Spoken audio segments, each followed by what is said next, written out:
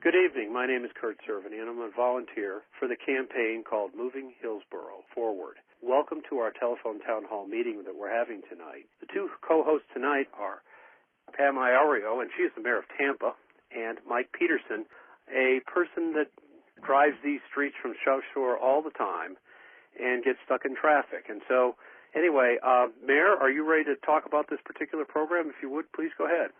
Absolutely. I really appreciate this opportunity to be part of this telephonic town hall meeting. I think it's a great way to hear the questions that people have, and I just want to share some of my thoughts about why I feel so strongly that the penny sales tax referendum on November 2nd needs to pass so that we can make a very important investment in this community and transportation. I look at this whole county and all of our great assets, and there's one thing that we're missing. I mean, we have so much, but we don't have an adequate transportation system. It's been chronically underfunded, and we've never had a good plan for mass transit. So what will this penny do? Well, 75% of it will go towards transit, and that includes a better bus system as well as light rail. And 25% will go for roads, and most of those roads will be built in the unincorporated part of the county. The beauty of this plan is that it really provides something for everyone. In some areas in the city of Tampa, you're going to get light rail because that's where the high density is, and it will connect large population centers, large employment centers. But for the vast amount of our county, the vast part of our county, what you're going to see is a much improved, vastly different bus system from the one that we have today. The problem with HART is that it's been chronically underfunded. In fact, HART is mostly funded by a half of a mill, and the value of that mill continues to decline every single year.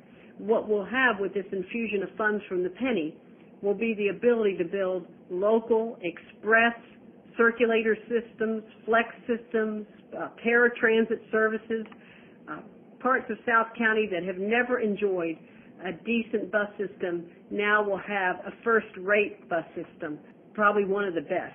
And then, of course, the 25% for roads, and you'll see road improvements that otherwise just would not be funded. I think this is so important for our quality of life. It's important for people who have to rely on the automobile to get around. It provides choices for them. It's important for our environment because it takes people out of their cars and into something that's environmentally friendly. And it's very important for economic development. We have seen in other communities like Charlotte and Phoenix, other communities that are similar to Hillsborough County, that when they've invested in light rail and a better bus system and just a better transportation system overall, that it has provided jobs and economic opportunities that otherwise wouldn't be available to us. So I'm here to answer any questions that you have tonight about the plan that you'll be voting on November the 2nd.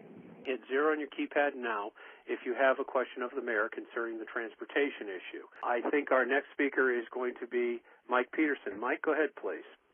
Thank you, Curt. And before I talk about some benefits specific to South Shore, let me just remind everyone listening that one of the best places to get information about this referendum would be a website that is www.movinghillsboroughforward.org. Again, that's www.movinghillsboroughforward.org.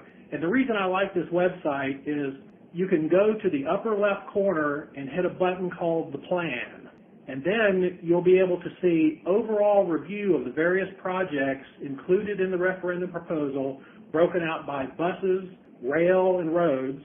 And if you want to get area specific, you can go to a section that's called What's in it for me? And it'll break it down by your particular area of the county. So, for example, those listening can hit the South Shore section. And in addition, you can also hit some links to the various reports. There's been some questions about how much study's gone into this proposal. Well, every one of the studies and even a video about how the effort was put together is available for you on that same page. Again, that's the plan button.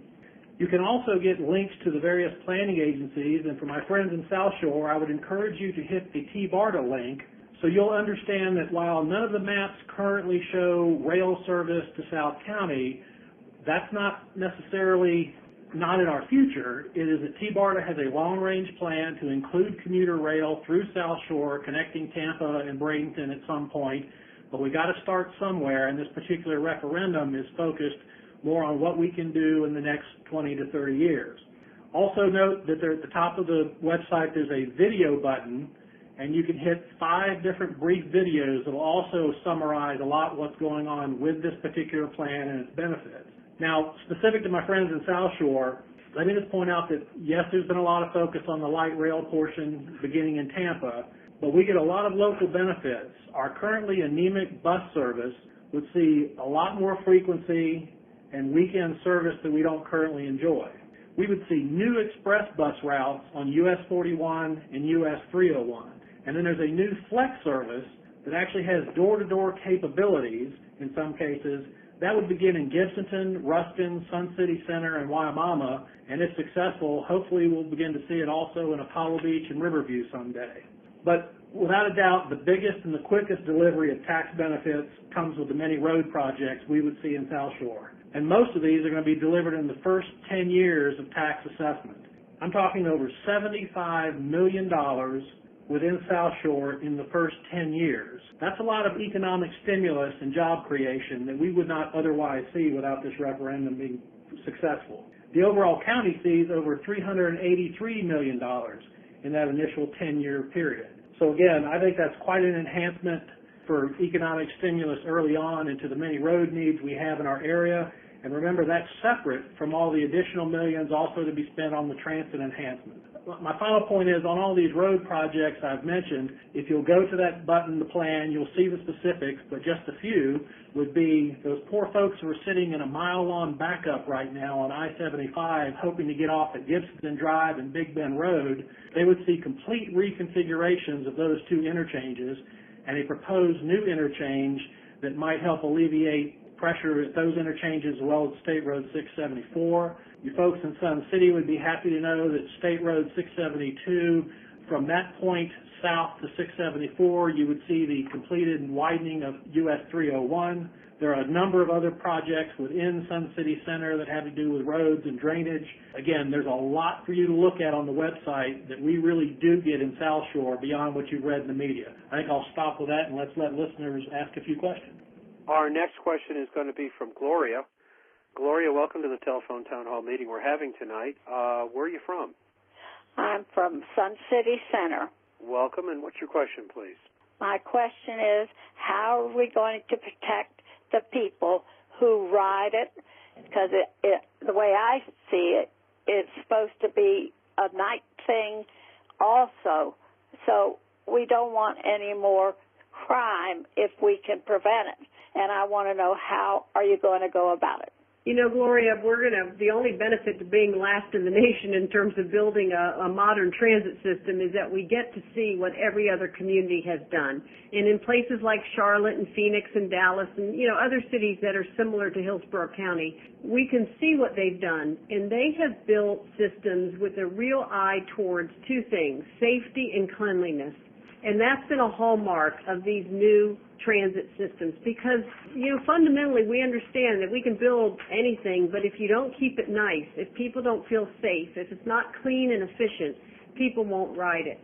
Fortunately, with this penny, there'll be enough monies not only to build a first-class system, but to maintain it, because this penny is going to go not just for capital, but it's also going to go for operating and maintenance.